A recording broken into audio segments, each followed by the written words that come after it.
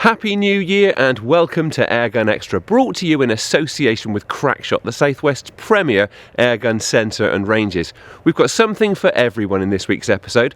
Our review is the FX Leopard, but before that, I'm heading out lamping rats with the Weihrauch HW95 brake barrel Springer.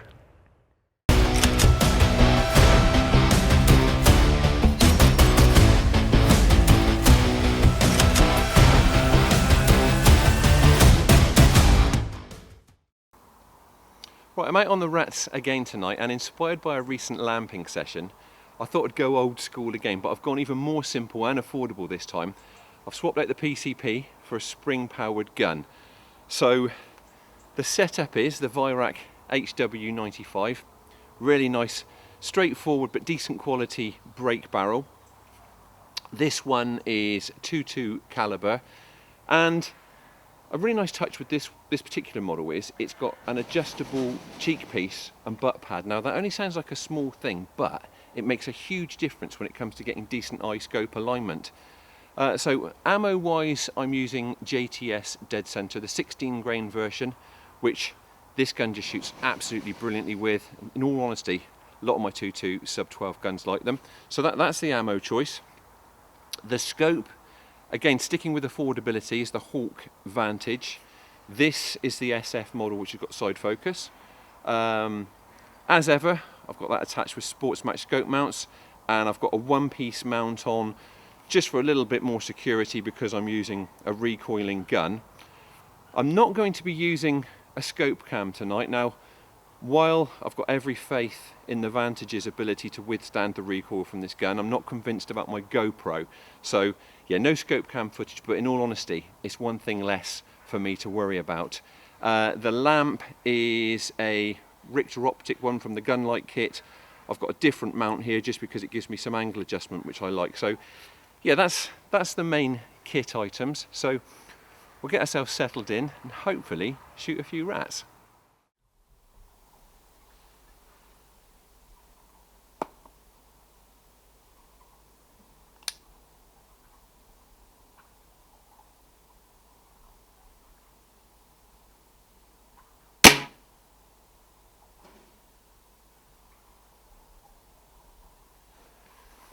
There was a nice close one to get us off the mark. So it's already going better than the last time we were out with the lamp.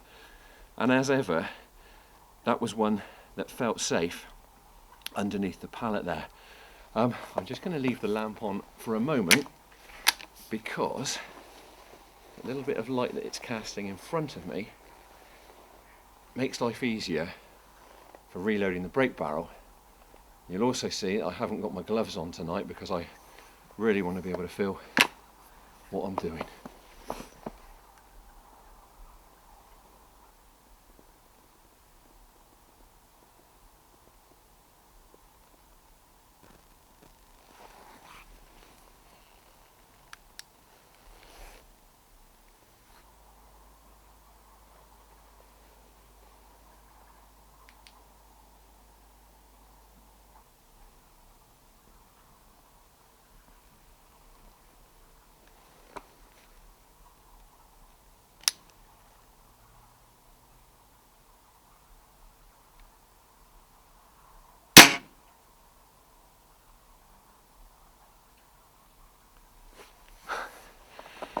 And another one.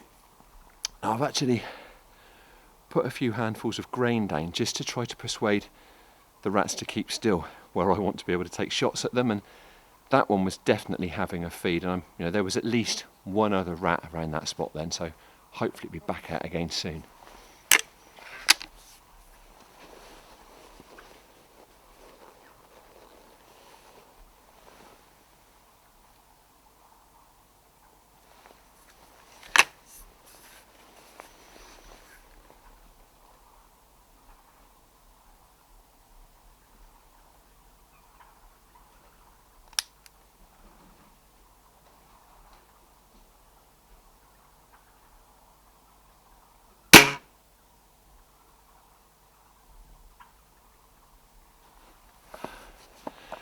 Another one on the feed there, and it actually stopped feeding and started scuttling towards us, but Unfortunately for that rat, it made the mistake of lingering about 10 metres in front of me.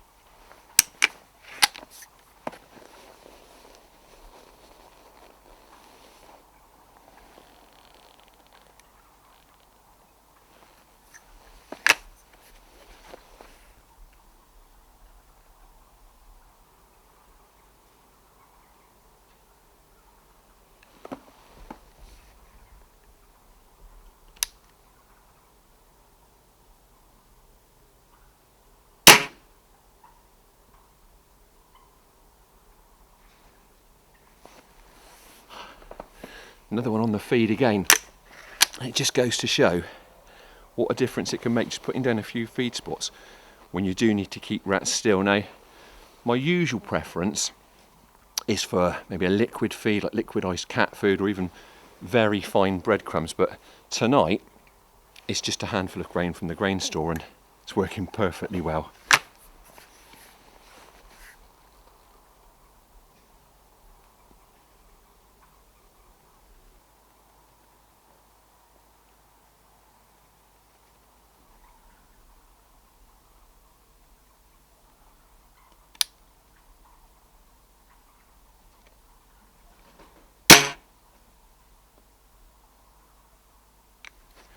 Brilliant. That one was really close to the first one that we shot under that pallet.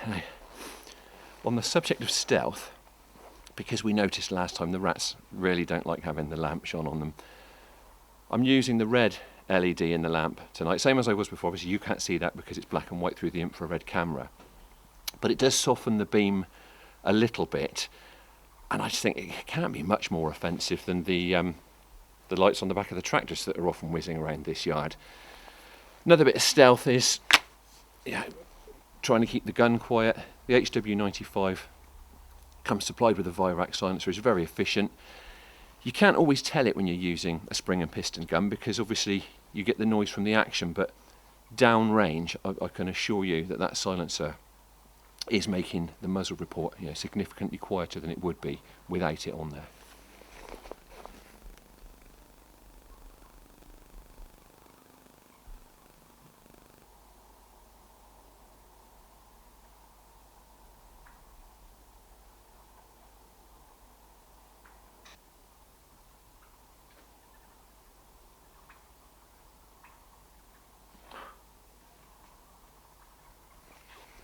Well, that one up on the bales there definitely didn't like the lamplight, but I can imagine that the rats are getting quite spooked. There are actually 3 of us here tonight, but just because of the pairs of hands that we need in terms of getting the angles to film the shots. I'm talking a lot, we're talking amongst ourselves too. We've had a few shots too, so it has no doubt put the rats on edge. So I think a sensible thing to do now would be maybe to try and move on to another spot and see if there's somewhere else where we can settle in and hopefully shoot a few more rats.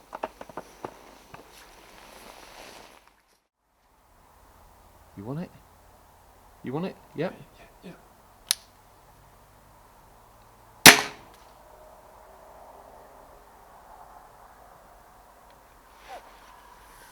Well, that was fortunate. I decided to stop and have a bit of a shine round here because it can be a bit of a ratty area, and we've managed to bag another one. I had to shoot it through the gate. I hope we've also got the kill clip shot through the gate because it was a bit of a fiddly one. But let me just turn this off. It's probably an area worth targeting actually, so I'll find somewhere to settle in properly and we see if we can't get a few more here.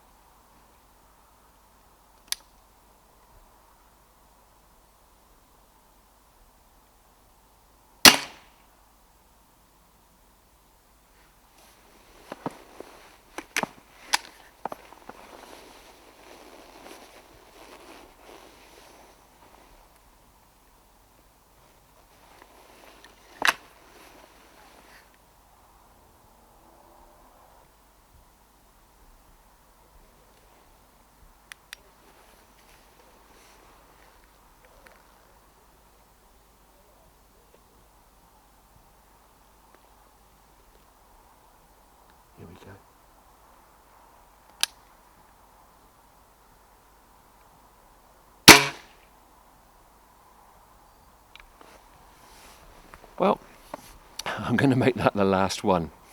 It's getting late and also it is starting to get cold, but I've really enjoyed this session and it's definitely been much more of a success than the last time I tried to use a lamp. Now, I think it also goes to show that if you don't want the expense and the complication of using digital optics, this stuff does get the job done. You're not going to get the same level of stealth and ultimately you probably won't shoot so many rats per night, but it is more affordable, it is a bit less hassle, it's much simpler, and it will shoot you rats.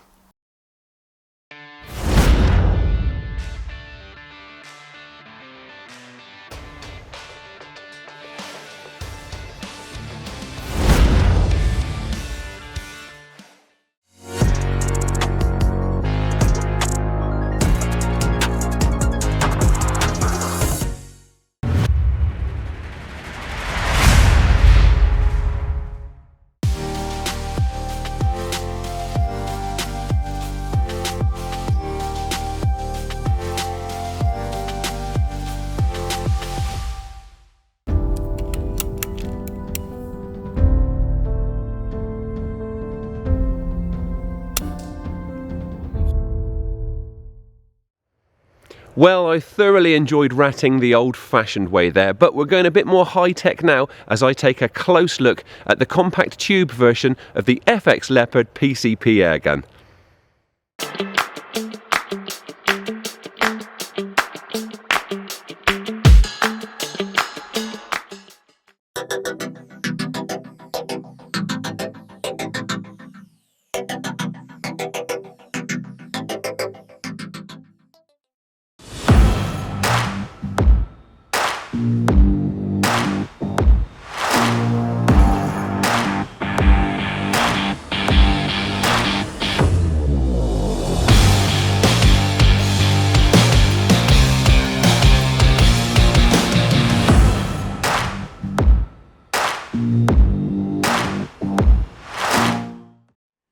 Right then, I've been waiting quite a while to get my hands on this little airgun for review. It's the FX Leopard, and to be more specific, this one is the tube version in its compact variant, and what a compact little bullpup it is. Now this particular model retails for about £1,270. Now, although that's not cheap, I still think it represents very good value for this quality Swedish-made bullpup.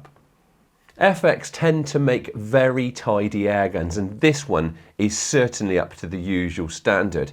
It feels to be very solidly constructed and the finish is really neat throughout. So as I've said, it is very compact. It's about 69 centimetres long and weighs a shade over 2.8 kilos unscoped. So with those proportions, not only is it a very pointable airgun, but it's also no burden to carry on longer roving sessions. The Leopard is also a very adaptable airgun. There are numerous barrel options and you also have that choice between tube and bottle models. So the air cylinder or tube is actually wrapped around the barrel and that assists with barrel rigidity. Now if you go for the bottle model, you've obviously got the added air capacity of a tank, plus you've still got the cylinder wrapped around the barrel. So this one's the compact model, as I've said, and the barrel length on this one is 500 millimeters, and it is the superior STX barrel. It has a 1/2 inch UNF thread at the front, which is a good thing because it is quite a noisy little airgun.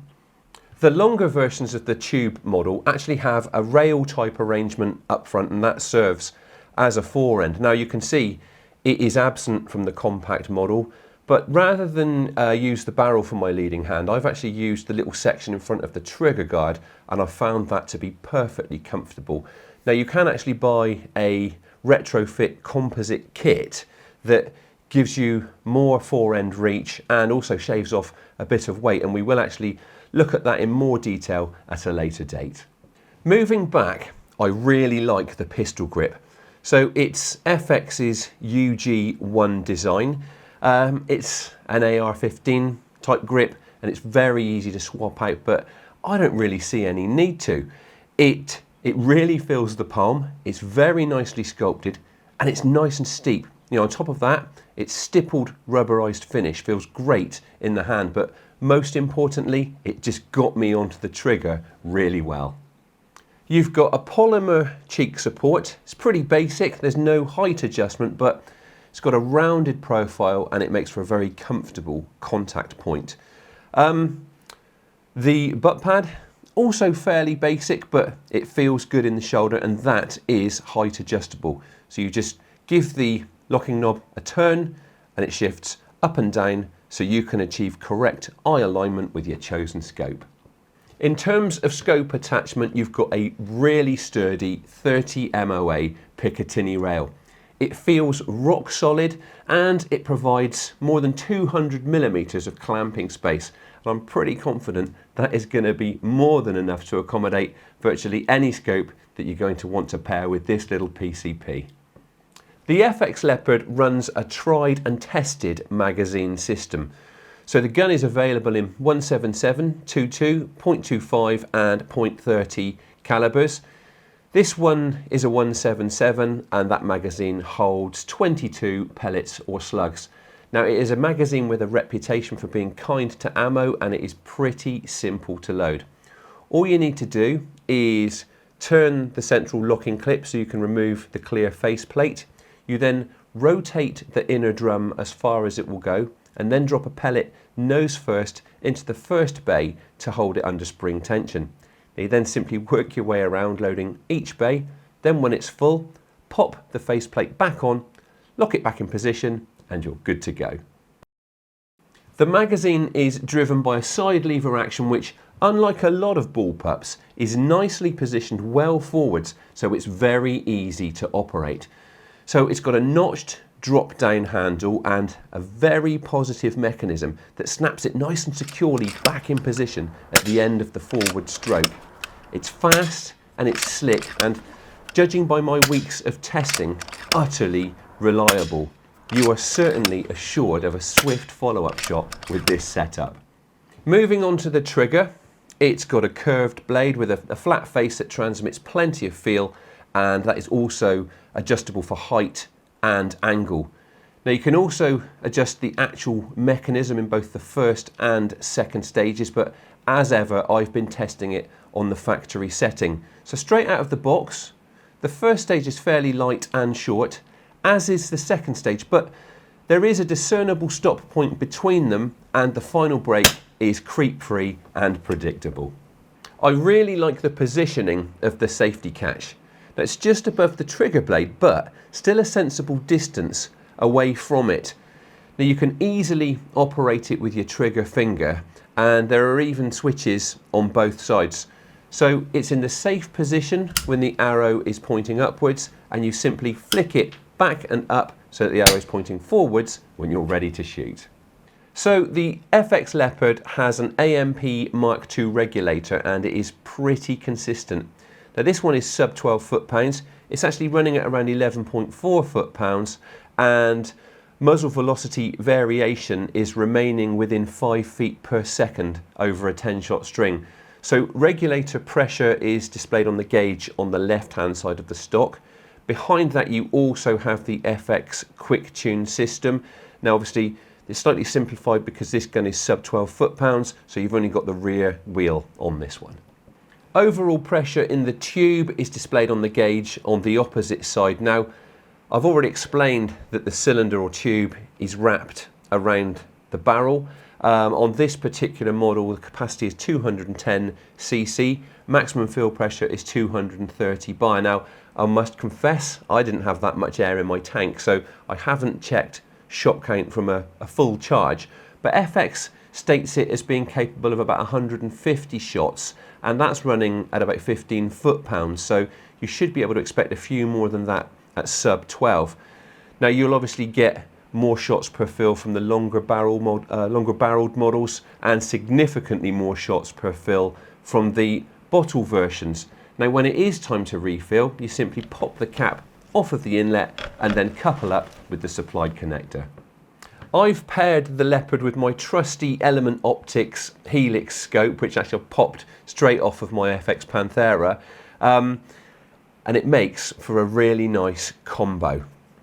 Running this gun on 10 grain JTS pellets, I found it to be very accurate. Now, in terms of accuracy testing, 30 meters, no challenge for it at all.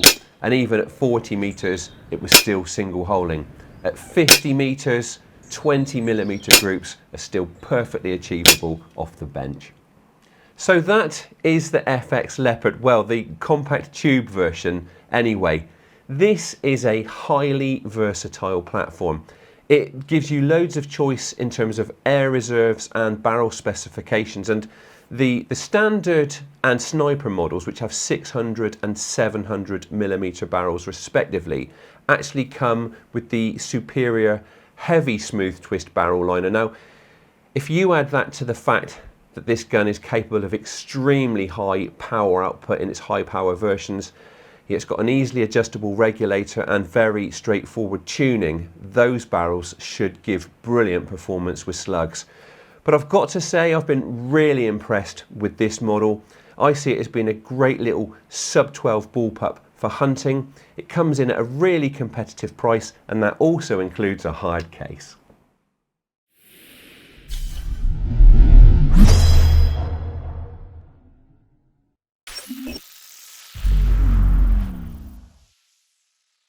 The Great British Shooting Show hits the NEC Birmingham on the 13th to the 15th of February, the UK's top destination for shooting kit. Grab your tickets now at shootingshow.co.uk.